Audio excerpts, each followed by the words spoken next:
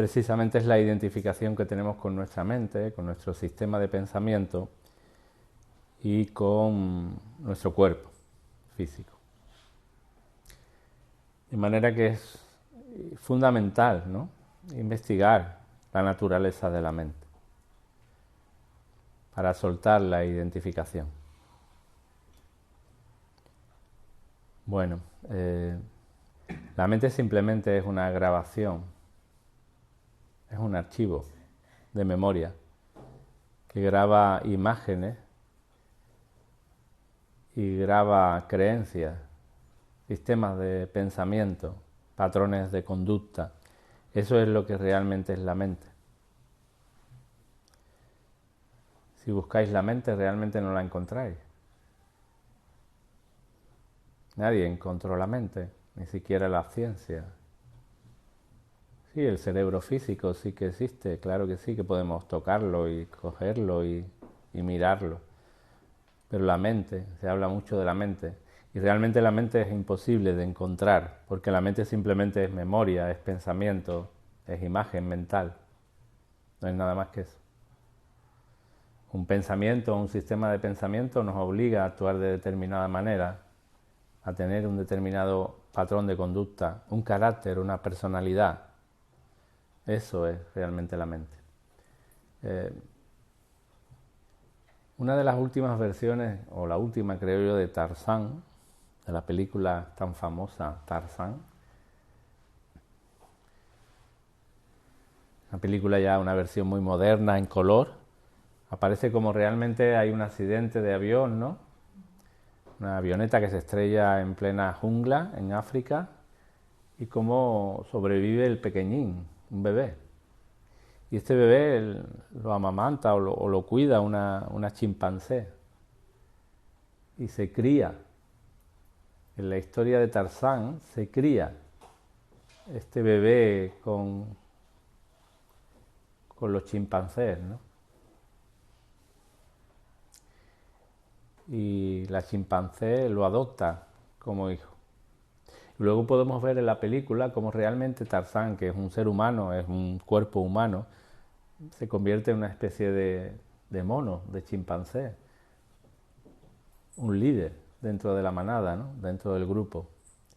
Pero realmente no sabe hablar, simplemente sobrevive, tiene tendencias animales completamente, es un animal con cuerpo de hombre. En esta película aparece cuando lo rescatan y cuando empiezan y lo llevan a una mansión, creo, muy lujosa, y cuando empiezan a educarlo. Y cuando ni siquiera sabe hablar. Y por supuesto no sabe lo que es un tenedor, ni una cuchara, ni un plato. Tiene que ser enseñado completamente y educado completamente. Porque su mente no estaba condicionada por la sociedad, ni por la cultura, ni por la educación. Lo que llamamos su mente era simplemente una mente animal. Simplemente había conciencia de animal, porque no había mente, no había una mente condicionada. Por lo tanto, ahí podemos ver en esta película claramente cómo en un cuerpo humano no hay ego, solamente hay una mente animal, hay un condicionamiento animal.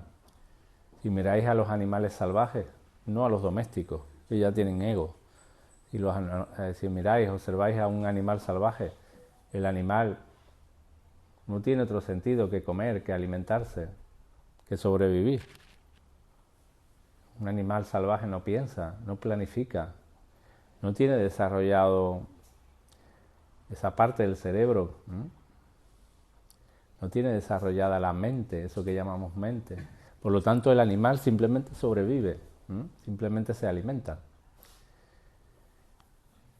Entonces, en la película podemos ver claramente cómo hay un cuerpo humano, un ser humano que simplemente tiene una mente animal, no tiene condicionamiento ninguno.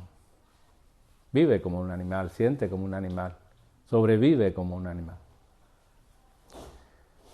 Entonces, ahí claramente vemos que lo que llamamos el yo simplemente aparece con con el habla, con la cultura, con lo social, con la educación. El yo es una forma, es un condicionamiento, de manera que yo simplemente soy un condicionamiento. Realmente soy un sistema de pensamiento. Ese yo es falso, porque ese yo cuando lo busco no lo encuentro. Por lo tanto, simplemente yo soy una mente condicionada. Si hubiera nacido en la jungla y no me hubieran encontrado, viviría como animal y moriría como animal y no tendría ningún tipo de condicionamiento. Igual pasaría hambre o frío, pero nada más. No sé si podéis ver esto y la importancia de esto. Por lo tanto, el ego no es más que el resultado de la educación, del condicionamiento social y cultural. Y eso es lo que somos todos.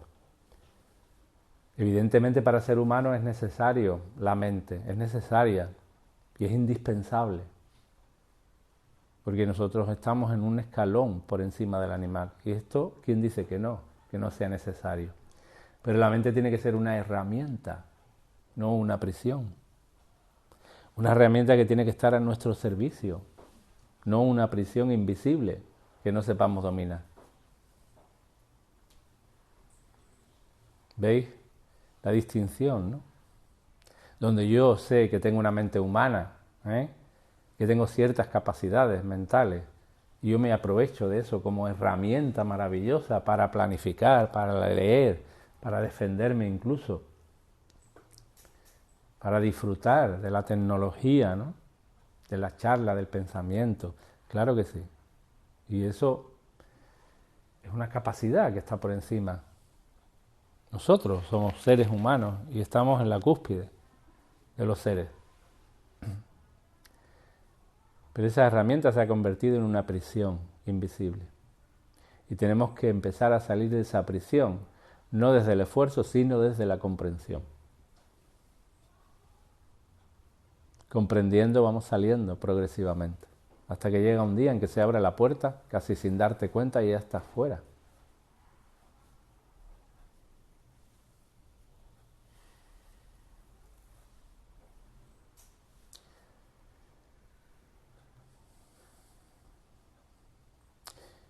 Es importante que te des cuenta que la mente no es una entidad, no es una cosa. Porque si fuera una cosa, tú podrías mostrar, tú podrías encontrar esa cosa o esa entidad. Podrías mostrar tu mente, podrías mostrársela, podrías definirla, explicarla, decir, mira, mi mente está aquí, es de esta forma o de esta otra. Pero realmente la mente no es una cosa, no es una entidad. Tenéis que comprender. La mente es simplemente un proceso. La mente es movimiento. Y fijaros qué diferencia entre ser la mente o ser yo y mi mente, o yo mente, y ser o empezar a descubrir que la mente es simplemente un movimiento, un proceso, el proceso de pensar. No sé si veis la diferencia entre un nombre propio y un verbo. Entre yo, el que pienso, y el pensar. Y en nosotros se produce el pensar, y es inevitable. Por eso no es malo pensar. Lo que sí es malo, y quiero que te des cuenta, es que de el pensar pases al pensador o a la pensadora. De que te creas que eres la que piensa.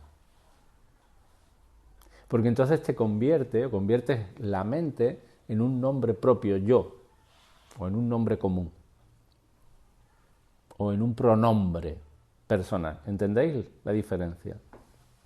Es fundamental que tengáis claro esta diferencia entre yo, la mente, yo, y el proceso del pensar que aparece en mí. Porque si yo hago mío el pensamiento, Yo me juzgo por pensar como pienso. No estoy contenta con mi pensamiento. Y culpo al otro por cómo piensa y cómo actúa. Pero si me doy cuenta que simplemente en mí aparece un proceso que es el proceso de pensar, que es un movimiento, y que yo no puedo ser ese movimiento, ¿dónde está el problema? La realidad es que yo no soy un pensador o una pensadora, yo no soy un yo que piensa. En mí aparecen pensamientos. Y aparecen pensamientos tipo, en función del condicionamiento que tengo. Nada más. Por lo tanto, no soy un libre pensador. Ese libre pensador no existe. Simplemente se produce un movimiento o un sistema o un proceso de pensar en función del condicionamiento. Ya está. Por lo tanto, la mente no es una entidad, es un movimiento, es un proceso. Ver esto es fundamental para soltar la identificación con el yo que se cree que piensa y que se cuenta que yo soy como soy. No, tú eres digna de ternura, tú eres digno de ternura, porque estás en una prisión invisible que se llama el pensamiento. Eso es todo. Y si le sigues haciendo caso a tu pensamiento, apúntalo y luego si sigues haciéndole caso a tu pensamiento, tú vas a seguir estando en la prisión. Y entonces, no es malo estar en la prisión, eres libre de seguir la prisión. Pero toma la responsabilidad de seguir la prisión, nada más. Porque, ¿sabéis que hay presos que no quieren salir de la cárcel?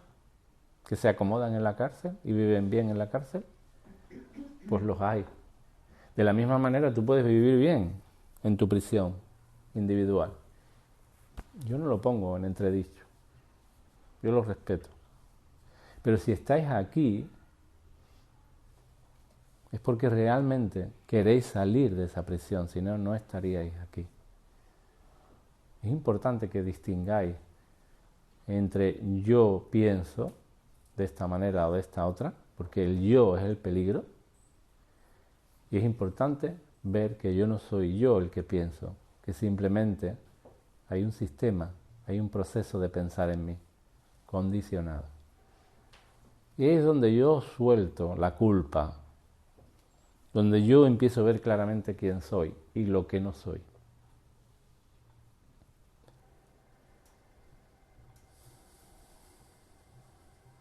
Fijaros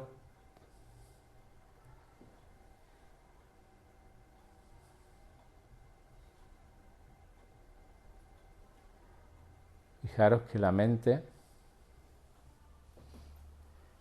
es imposible encontrarla.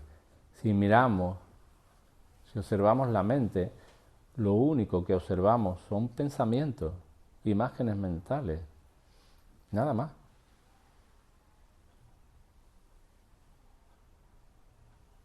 No hay una entidad que podamos encontrar.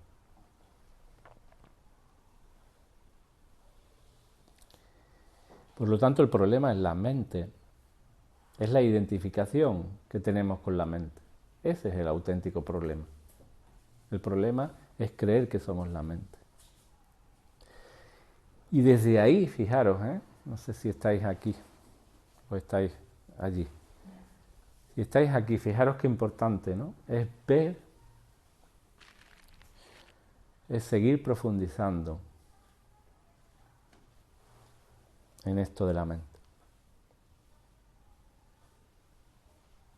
Y ver que la mente está continuamente en tensión. Es un proceso tensional, no es un proceso relajado, es un proceso de pura tensión. La mente no mirada, no observada, no investigada, no integrada, la mente no vista de esta manera, Se convierte en un proceso tensional. ¿Entendéis? Que produce estrés, cuanto menos estrés, insatisfacción, frustración. Tan solamente una mente observada se convierte en una mente relajada. Pero si no observamos nuestra mente, la mente es un proceso tensional que produce tensión. Y es natural que sea así, y lo vais a comprender ahora. La mente es un puente entre lo que eres y lo que no eres. La mente es un puente entre el cuerpo físico y tu esencia y tu espíritu. Normalmente los puentes se colocan entre una orilla y otra orilla, entre la orilla de un río y la orilla del mismo río, en el lado contrario. Pero observa tu mente y verás que ese proceso es un proceso tensional porque vincula lo que es tu cuerpo físico con tu espíritu. De manera que una mente no comprendida, no observada, te vincula al cuerpo, somete tu cuerpo a tensiones. Esto lo puedes entender, ¿no? Pero realmente tu mente está trazando un puente a tu espíritu, a tu esencia, porque tu mente forma parte de tu esencia y solamente en esta tensión se produce finalmente el descubrimiento de la conciencia que eres. Si no hubiera tensión, jamás descubriríamos quiénes somos. Fijaros en el ejemplo de Buda, por ejemplo, uno de los grandes maestros, de los grandes avatares. Buda era un príncipe, vivía en un enorme palacio y lo tenía todo. Todo lo que podría desear Buda lo tenía. No deseaba riqueza porque la tenía, no deseaba mujeres porque tenía una mujer bellísima. Tenía todo lo material. Y sin embargo Buda sentía esa tensión, ese vacío.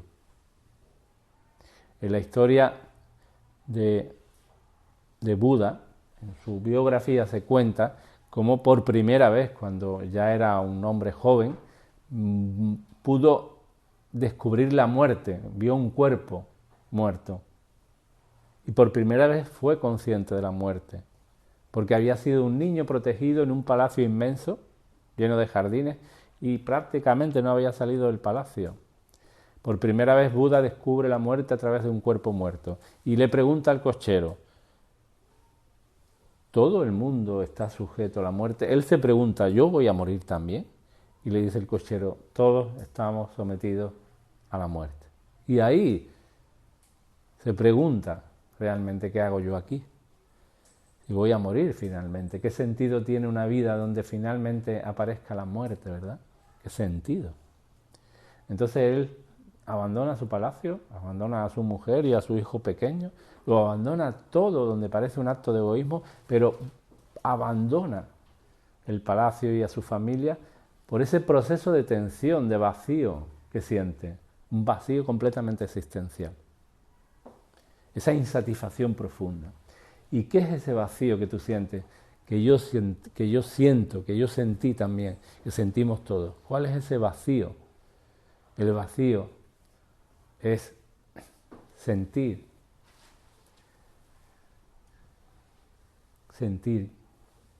que no sabemos quién somos en realidad. Es un vacío de nosotros mismos, es un vacío conmigo. Por lo tanto, Buda, que lo tiene todo, se siente vacío. Y a partir de ahí busca y busca y busca hasta que encuentra por fin su verdadera naturaleza. Y lo descubre, paradójicamente, cuando ya no puede más, cuando ya está rendido completamente. Pasa de maestro a maestro, hace un montón de prácticas de ascetismo, de meditación, de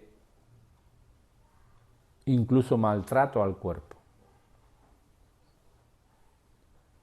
Porque hay prácticas En la antigua cristiandad ya sabéis que había prácticas donde al cuerpo se le responsabilizaba del pecado. Una locura, claro, pero esto ocurría, ¿no? Y todavía, igual hay sectas religiosas que lo hacen. Una auténtica locura, ¿no? Cuando el cuerpo realmente no es responsable. De manera que Buda pasó por diferentes maestros y al final se rindió, no podía más. Pasó hambre, pasó sed, pasó calamidad, pasó frío, siendo un príncipe y teniéndolo todo. Era el hijo de un gran rey. Y de modo que se cansa, se rinde, se siente debajo de un árbol, el árbol de Bodhi, se sienta y se rinde y dice, se acabó, no puedo más, aquí me quedo. Hasta que no descubra quién soy realmente, no me muevo de aquí. Y si tengo que morir, moriré. Y así ocurre la gran paradoja. Cuando tú te rindes, cuando estás completamente ya agotado y rendido, entonces es cuando aparece la oportunidad. Y entonces la vida te premia y te muestra realmente lo que eres. Por eso la entrega es una de las herramientas principales para alcanzar el despertar.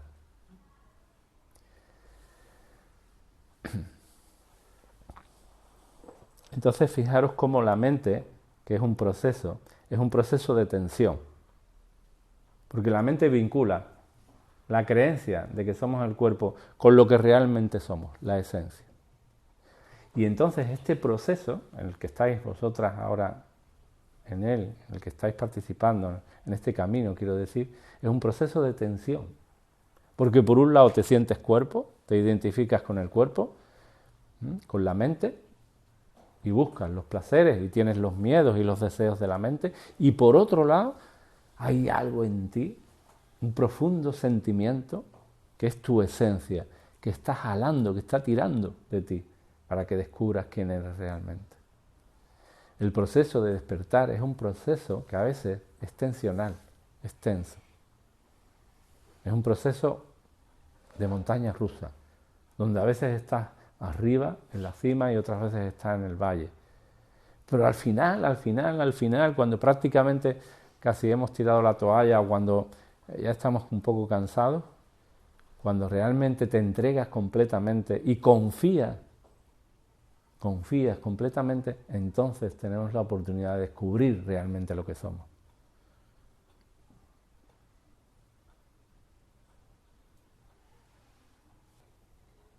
Por lo tanto,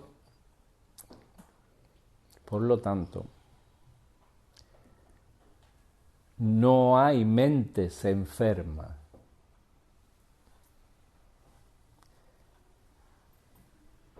La mente es la enfermedad.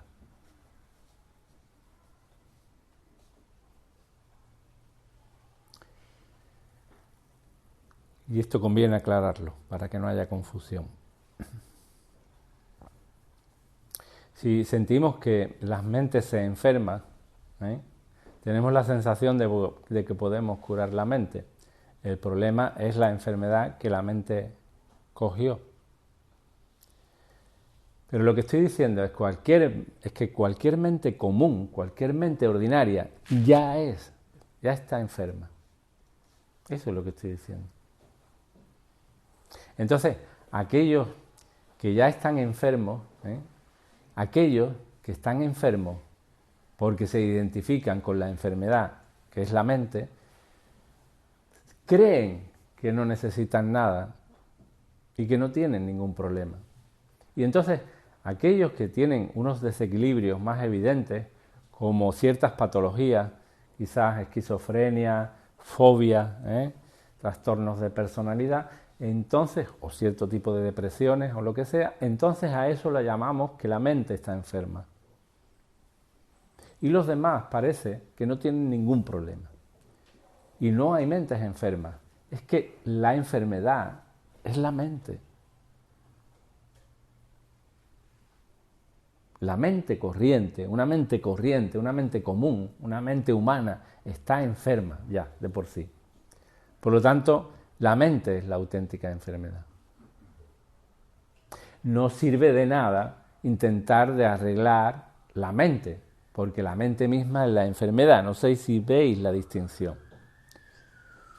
Porque si realmente yo me identifico con la mente y tengo una cosa que se llama depresión, que es simplemente una bajada al valle, al abismo, durante el proceso del pensamiento, voy quizás a un psicólogo, a un psicoanalista, y entonces el psicoanalista o el psicólogo intenta mejorar mi estado mental, mi mente, intenta curar mi mente.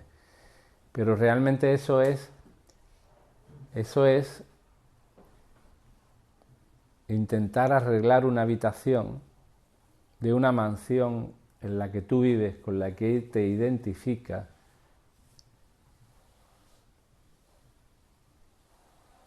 sin saber que esa mansión es tu prisión.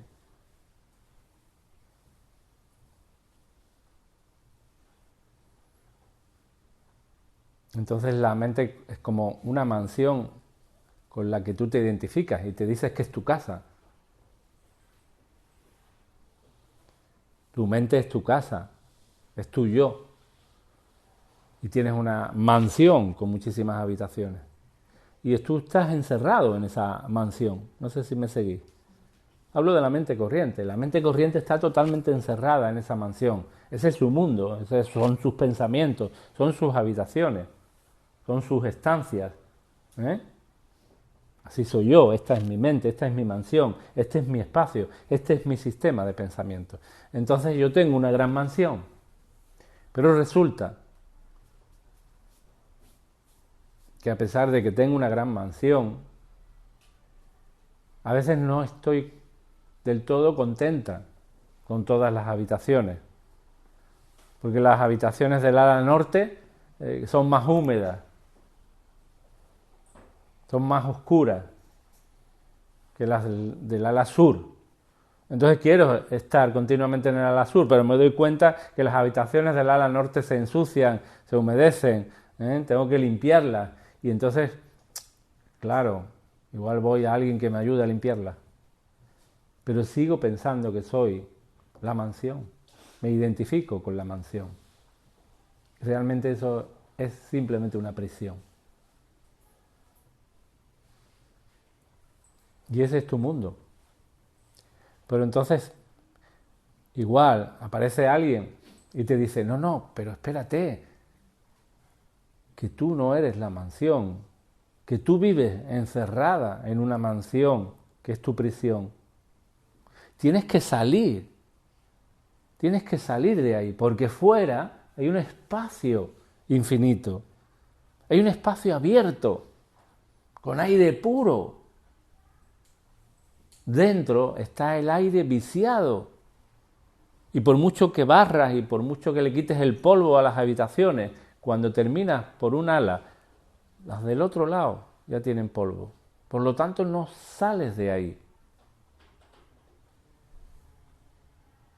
Intentas arreglar una habitación y mientras arreglas una habitación, la otra ya se está ensuciando de polvo.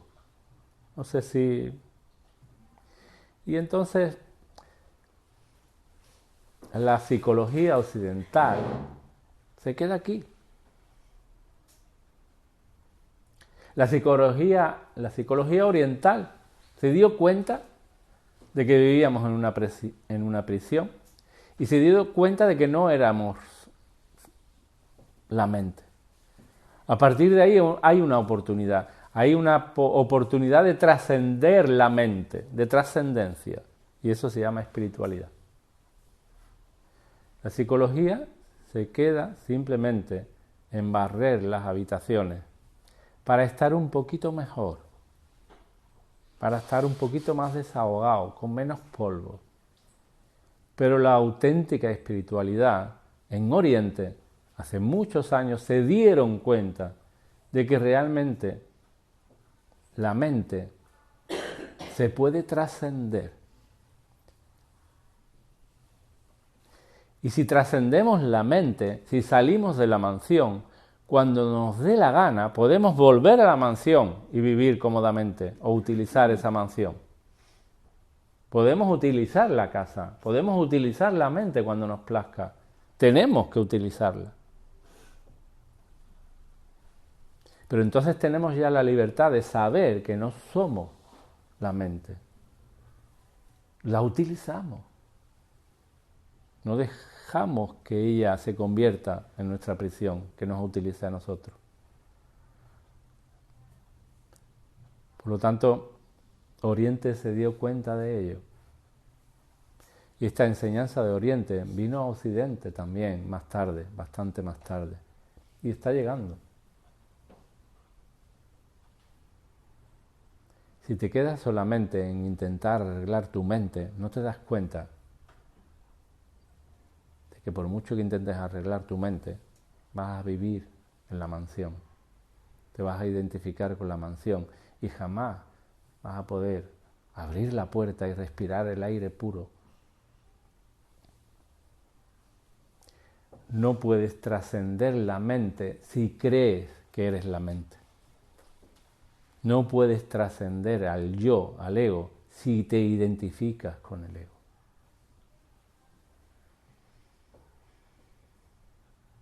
Cuando tú te identificas con el ego, ahí acaba todo, ¿entendéis?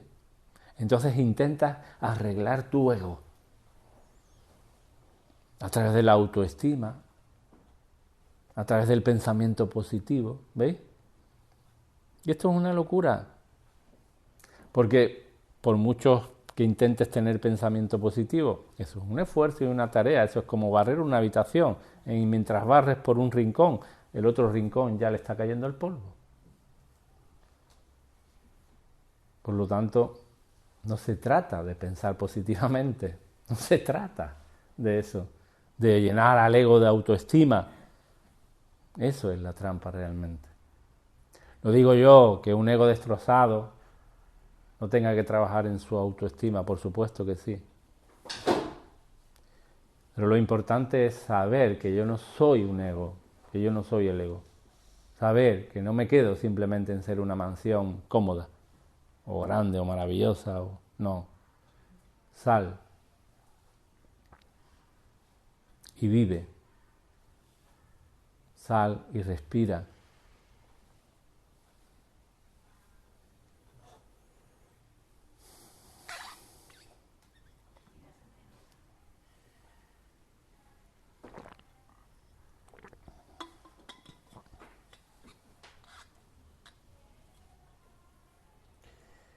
No sé si tenéis alguna pregunta o alguna duda sobre esto.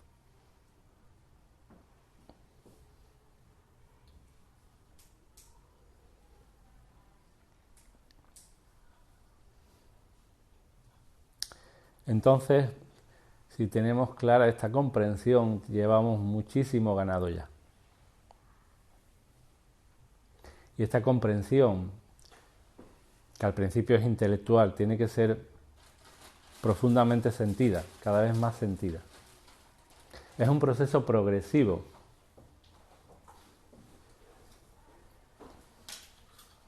Normalmente el proceso de despertar es un proceso progresivo. Porque si fuera un proceso radical, igual nuestro cuerpo no podría sostenerlo. Por lo tanto, normalmente el despertar es un proceso progresivo. Es como que nos estamos preparando, fijaros lo que estoy diciendo, es como que nos estamos preparando para conocer nuestra verdadera naturaleza, nuestra esencia. Eso es lo que estamos haciendo.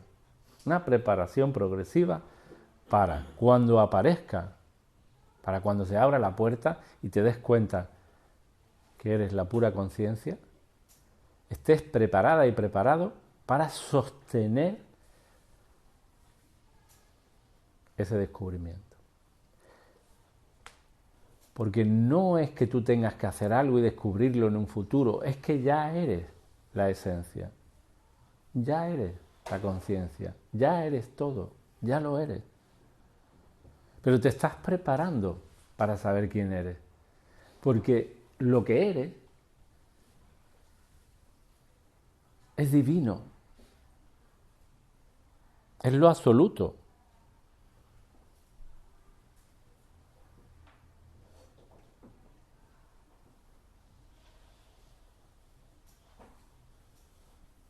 Eres la vida. Y sentir y ver claramente que eres la vida es muy grande. Es difícil de sostener.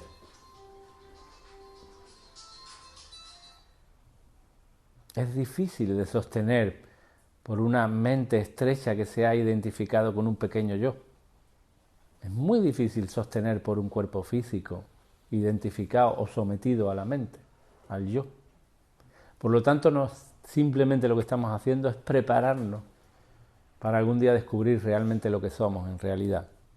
Nuestra naturaleza divina, esencial.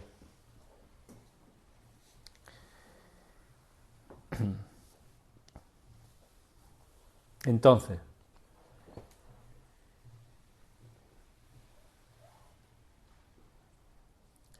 para dar pistas, para seguir dando pistas en este camino,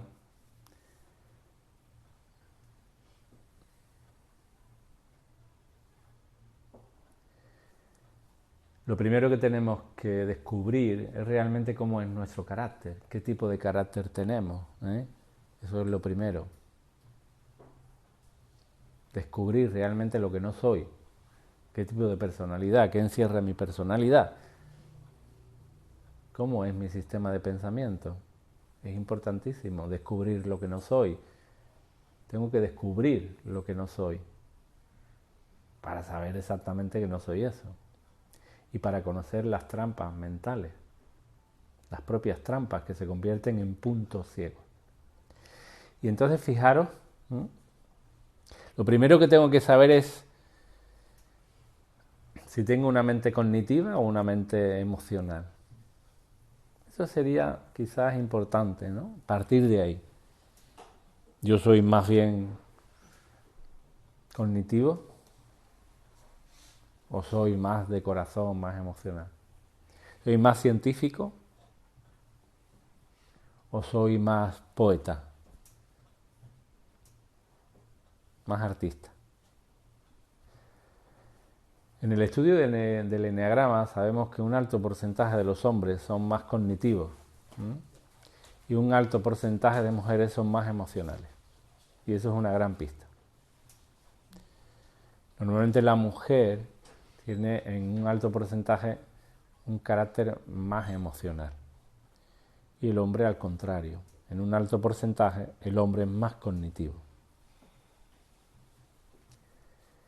No es una regla fija, porque digo, estamos hablando de porcentaje, ¿eh?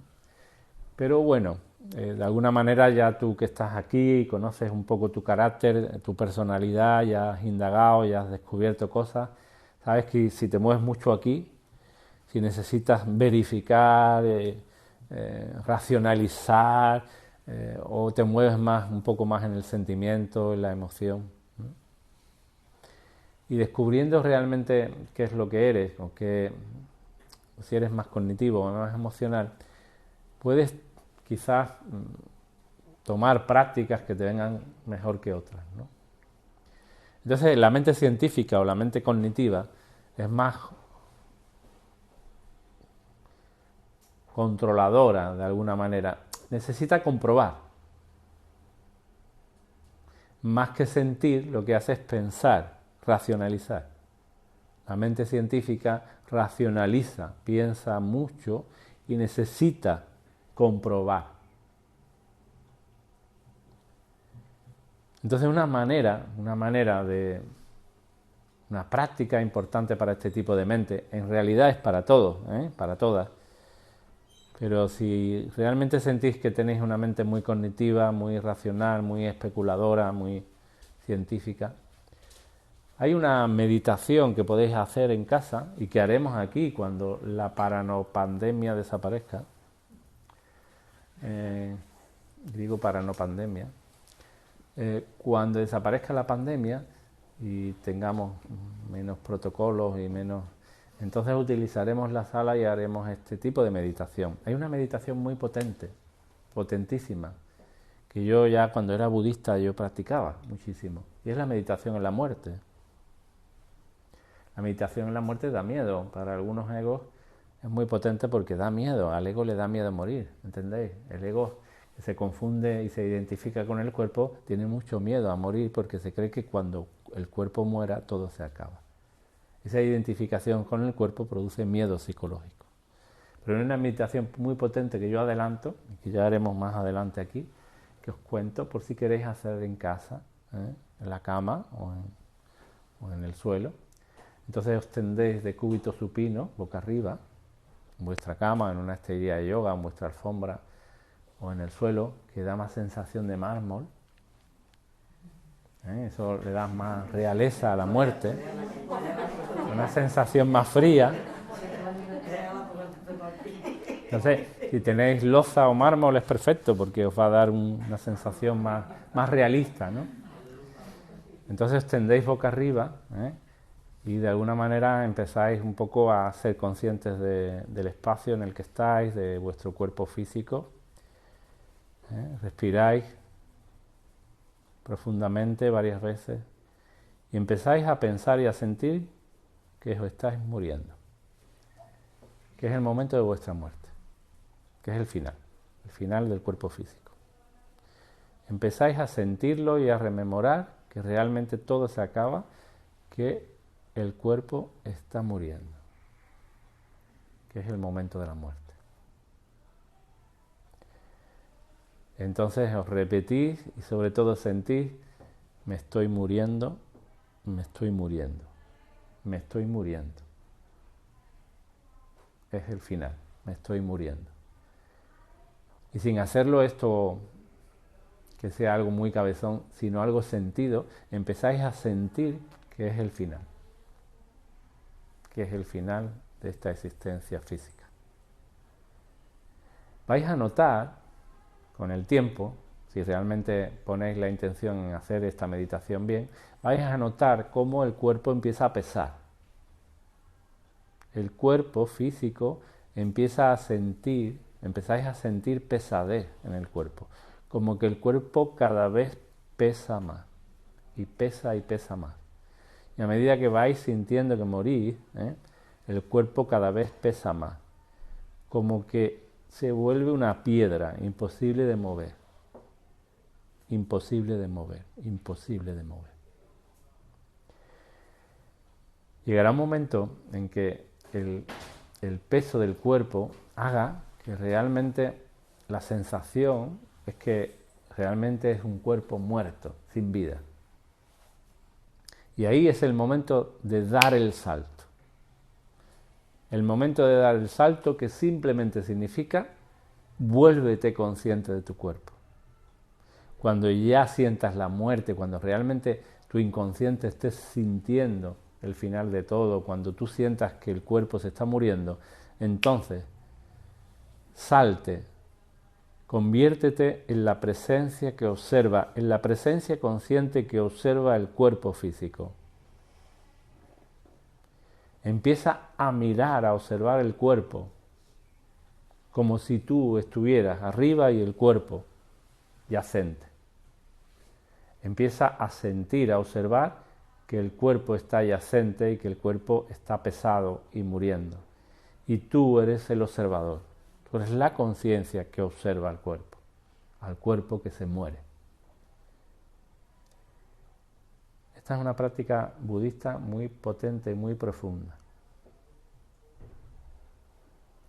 De alguna manera, si no te sale bien el primer día, si la mente está muy agitada, será porque está poniendo resistencia a esta meditación.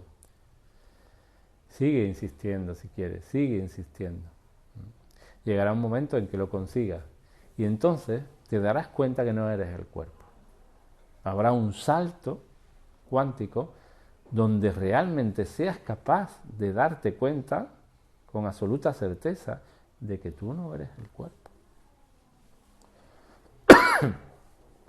El cuerpo será una pieza pesada, totalmente bloqueada, sin vida, y tú serás consciente.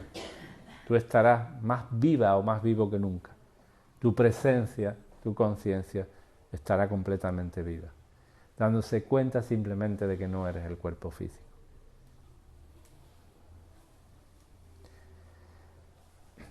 Naturalmente, como ya podéis imaginar, no os vais a morir por hacer esta práctica. Nadie se murió. Si alguno de vosotros muere, será algo para el récord Guinness, para algo llamativo, para portada de prensa de periódico internacional. O sea que no hay ningún tipo de peligro, ningún tipo de... es una práctica donde naturalmente, por muy bien que la hagas, no vas a morir. Lo que vas es a tener la posibilidad de despertar de una vez. Porque a través de esta práctica puedes despertar. Y entonces, la segunda práctica para la mente más emocional, para el carácter más emocional, para aquellos o aquellas que sintáis que la emoción realmente os puede, para aquellos o aquellas que tengáis un puntito de artista, para aquellos que a lo mejor cogisteis la rama del del instituto, la rama de letras en vez de ciencias, no sé, buscaros, adivinar, ¿no? ¿Qué tipo de mente tenéis? ¿Qué tipo de mente tenéis? Para aquellos que no necesitáis comprobar científicamente que no eres el cuerpo, hay otro método que es la entrega, la devoción. La absoluta entrega y la absoluta devoción.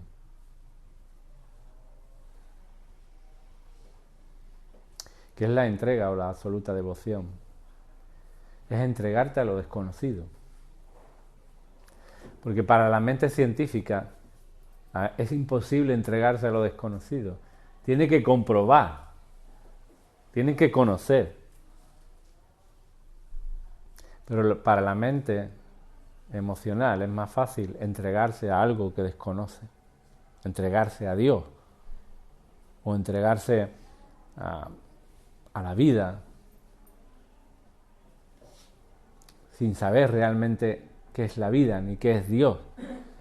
No conozco a Dios, no puedo ver a Dios, pero me entrego, no puedo saber realmente qué es la vida, ¿no? La profundidad de la vida, pero yo me entrego a ella y confío en la vida.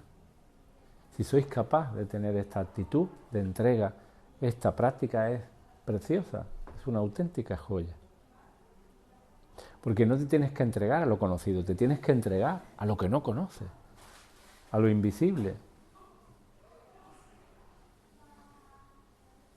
Entregarte a lo que conoces es muy sencillo y absolutamente absurdo.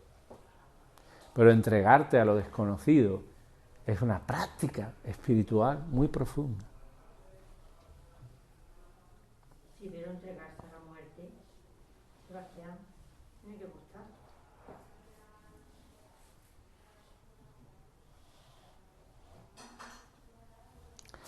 Entonces,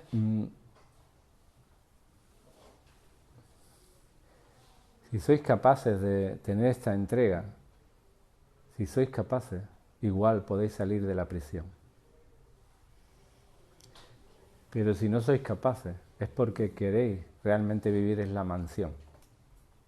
Entregarse a lo desconocido es confiar.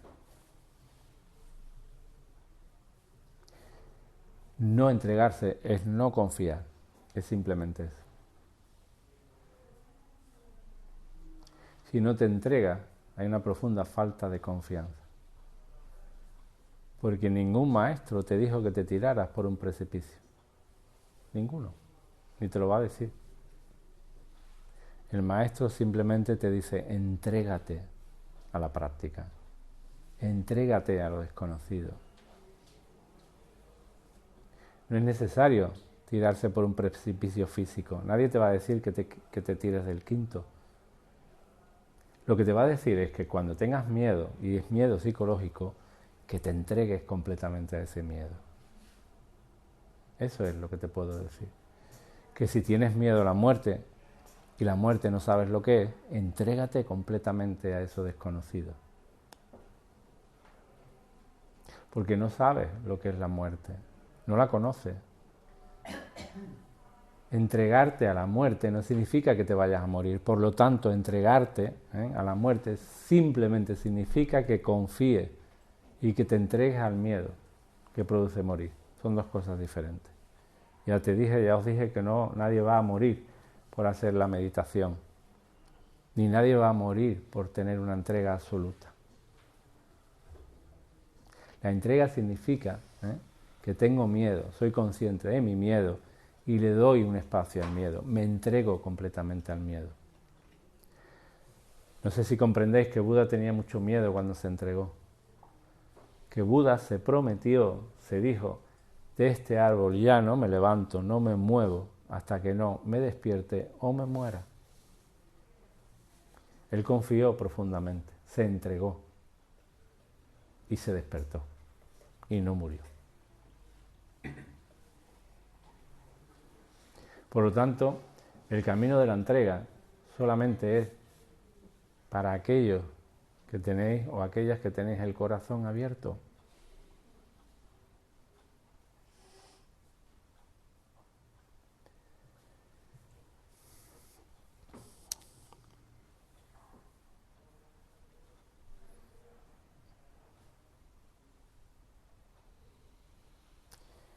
Uno de los maestros zen más importantes, creo que lo conté alguna vez, uno de los maestros zen más importantes de la tradición zen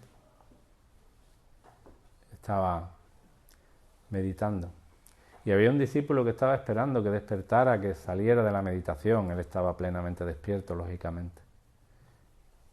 No me pronuncié bien, El discípulo esperaba que el maestro saliera de la meditación. Y cuando el maestro salió de la meditación, el discípulo le preguntó: Maestro, ¿cómo alcanzaste el despertar? Y el maestro le dijo: simplemente le hice caso a mi maestro.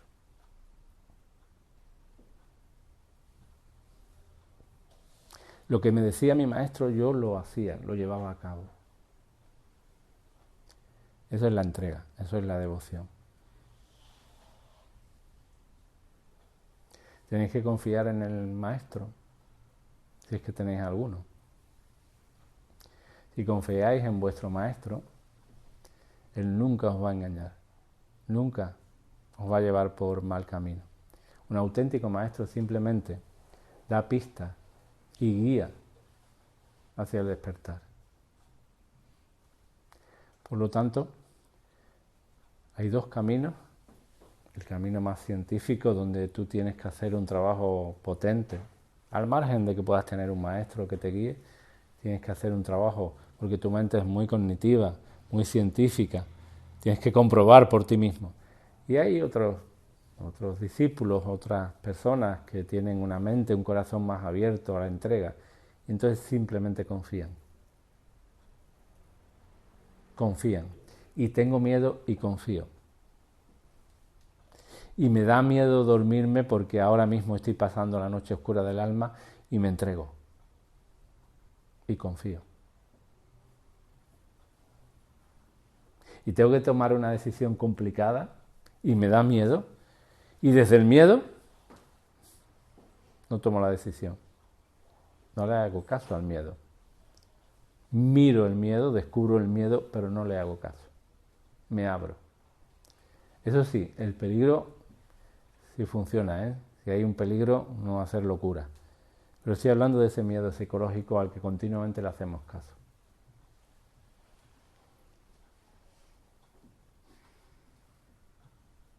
Y en la paranoia pandemia, pues ese miedo está muy vivo. Muy vivo. Y lo sabéis. No es que no exista el virus, que existe, por supuesto que sí. No es que no haya que vacunarse, que se puede uno vacunar, lógicamente, desde la libertad, de lo que cada uno elija. Pero la locura pandémica, los niveles de miedo psicológico que está generando, es muy potente. Y eso no tiene nada que ver con la pandemia, tiene que ver con la paranoia, con el miedo. Entonces, si yo no miro, yo no descubro que simplemente es un miedo, caigo en las redes del miedo y me pierdo. Y hay mucha gente perdida. Y yo lo comprendo y lo respeto. Pero una cosa es el peligro real, y para eso están las vacunas, y para eso están medidas que tengamos que tomar, y otra cosa es lo que yo me cuento sobre lo que puede pasar, que después no pasa. Son dos cosas totalmente diferentes. Entonces tenemos que distinguir realmente entre el miedo psicológico, que me domina, que es mi prisión, y el peligro real. Si le seguimos haciendo caso a nuestro miedo psicológico, no hay una verdadera entrega, no hay confianza, no hay devoción. Y no vamos a salir nunca de la mansión, de la prisión mental. Porque la mente es miedo. Está condicionada a través del miedo.